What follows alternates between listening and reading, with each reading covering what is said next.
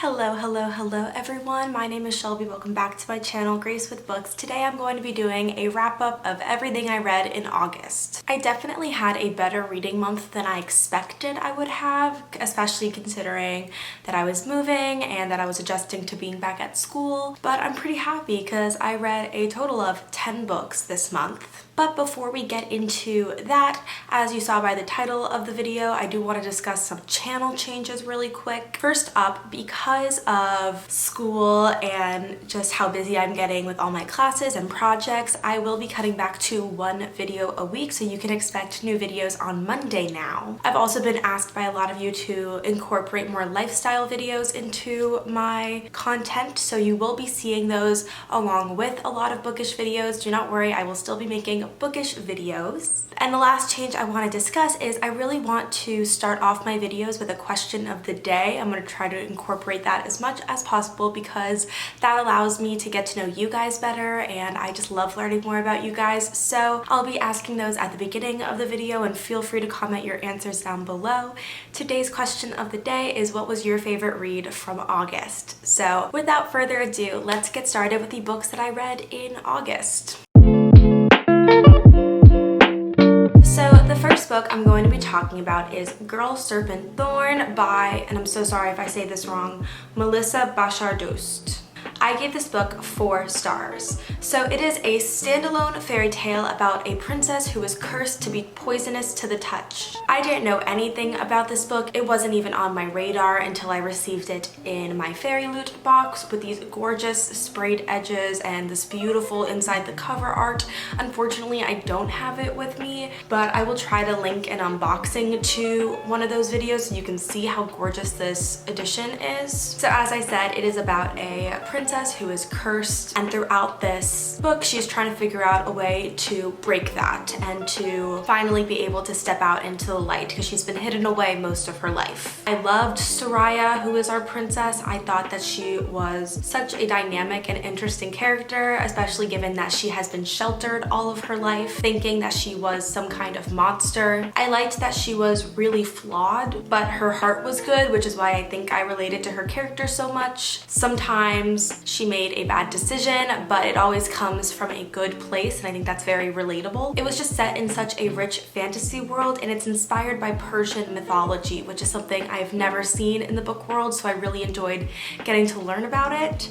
And overall, I just think it's such a unique story, very fast-paced towards the end, which is why I gave it 4 out of 5 stars, but overall I just think it was such a dynamic story. Next up, I read Vicious Spirits by Kat Cho. This is the second book in the Wicked Fox series by her, and I gave it, once again, 4 stars. Lots of 4 stars in this video. It was a very okay reading month. So as I said, this book is the sequel to The Wicked Fox, about a world in which Korean myths actually do exist, like Gumiho, which are 9-tailed fox, or Dokaibi, which I think are like a type of goblin, and they walk secretly among humans. The first book followed Gumi Young, who was a Gumiho, and a mortal boy named Ji-hoon. And what I really liked about this book is that the sequel didn't follow them. It followed 2 of the people who were sort of side characters in the first book, so we got to see them in the spotlight, which made for just such a unique story, and I felt like a fresh new perspective, which of course it was. This book follows So-min, who is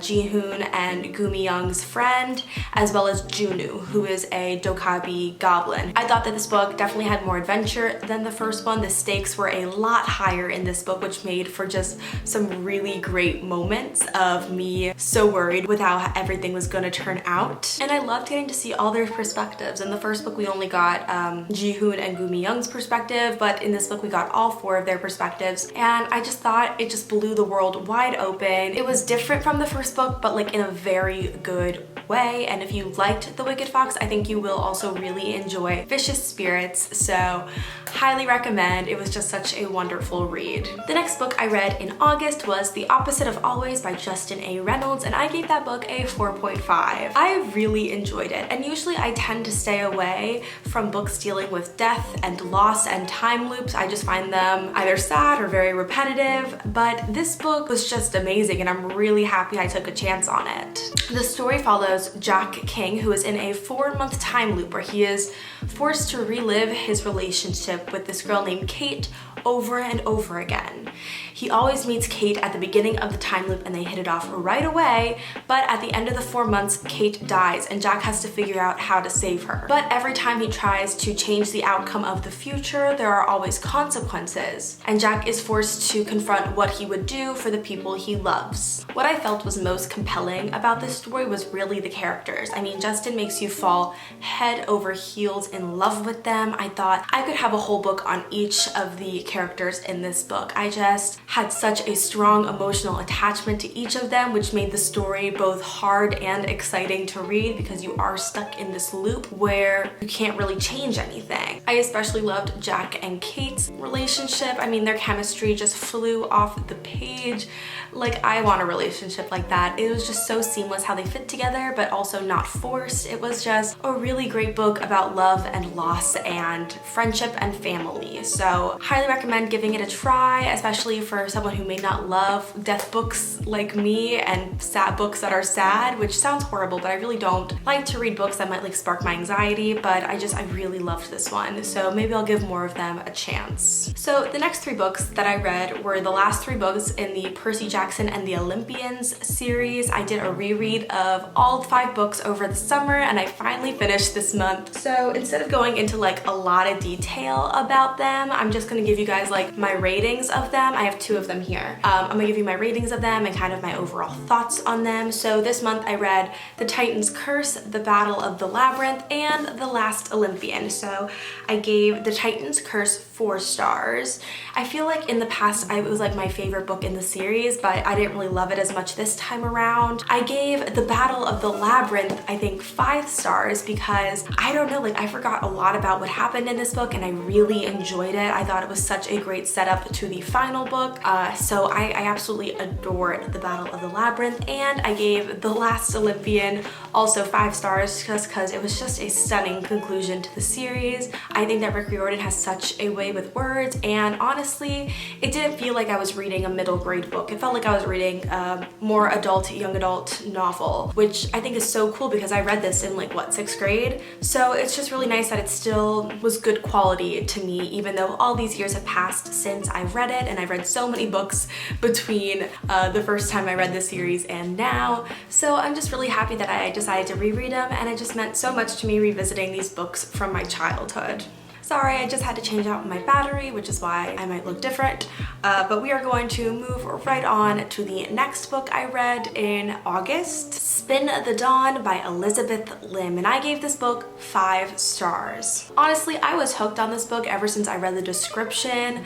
The little blurb said it was a combination of Mulan and Project Runway, 2 things that I love so much. And while the book had elements from both Mulan, the fairy tale, as well as Project Runway, it was still its own unique thing, so I didn't really fully copy from either of the source material that it pulled from. This book is about a girl named Maya Tamarin who wants to be the imperial tailor. All her life she has worked towards this goal, but in this kingdom, women do not have that opportunity because the only tailors are male. So when the opportunity arises for her to take her brother's identity and go compete in this big competition to decide who the next imperial tailor will be, Maya jumps at the chance to go to the capital and earn her spot. This book is so incredibly whimsical. The words just fly off the page. The descriptions of the gowns and the kingdom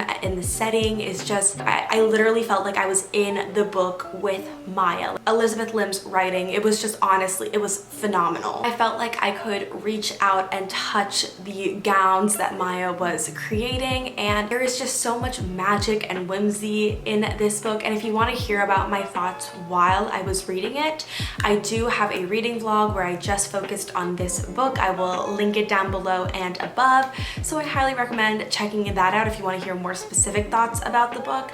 But yeah, I loved it so much. The ending left me in pieces, and I finally just got, yesterday, I got the second book. I think this is a duology, but I'm not quite sure. But the second book is called Unravel the Dusk, and it is just as stunning. The cover is just as stunning as Spin the Dawn, and I am so excited to read it. So I adored Spin the Dawn, and if you like retellings in a cool and different way, I think you will too. The next book I read was Evermore by Sarah Holland. This is the second book in the Everless duology, and I gave it 2 stars. Definitely my least favorite book of the month. So I really enjoyed the first book, Everless. I thought that it was interesting that it focused on this kingdom where time is literally used as a currency. It is extracted from your blood, bound to iron, and then consumed by the masses in order to add years onto their life. The rich obviously getting more of this time currency, and the poor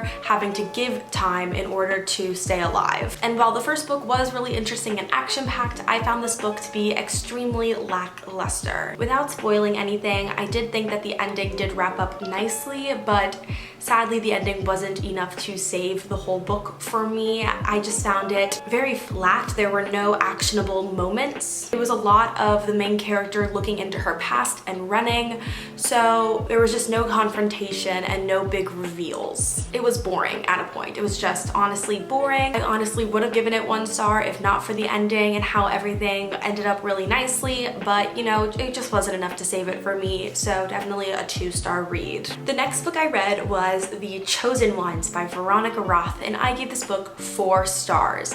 I thought this book was just so unique and so interesting. It is unlike any book I had ever read before. This book is a unique take on the chosen one trope, and it looks at what happens 10 years after the chosen ones have won their battle. What happens to them after the biggest event of their life is done when they're in their early teens? What does the rest of their life look like? Well, we follow these 4 chosen ones who defeated the Dark One in their youth and have now gone on to become big celebrities and influencers in the world. We specifically follow a girl named Sloane, who was one of these chosen ones, but she instead has developed really bad PTSD from her time with this Dark One. Veronica Roth captures her raw emotions so perfectly. It is honestly kind of jarring, and I do want to say there is like a trigger warning for PTSD in this book because it was hard to read at some times. I felt as though the beginning of the book was a really good pace. The ending did seem rushed, and Veronica Roth did manage to put in a ton of twists and turns and surprises that I never saw coming, and it honestly wrapped up really nicely. I'm not sure if this is a standalone or not.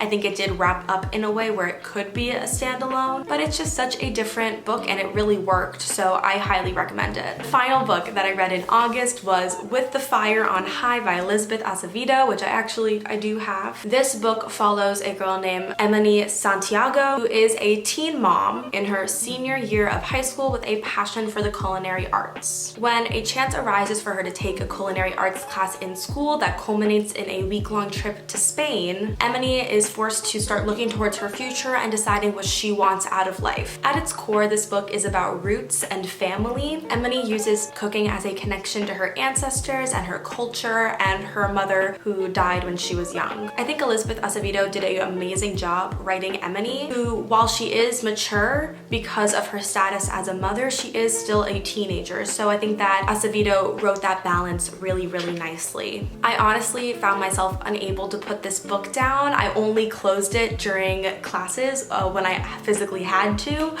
but I read this in 2 days. It was just such a beautiful story. I can't wait to try the recipes that are sprinkled throughout this book, and I think that everyone should read this book. It was honestly so heartwarming, and I can tell this will be a book that sticks with me for a really long time. And those were the 10 books that I read in August. Once again, please let me know down below what your favorite book of the month is. I have no idea what mine is. I think it has to be between Spin the Dawn and With the Fire on High, which I forgot to say I gave a 4.5 star, but that is it for this video. So if you guys liked it, don't forget to like, subscribe, and comment. Hit the notification bell to get updates on when I post. I post every single Monday, and I'll see you guys next week. Bye!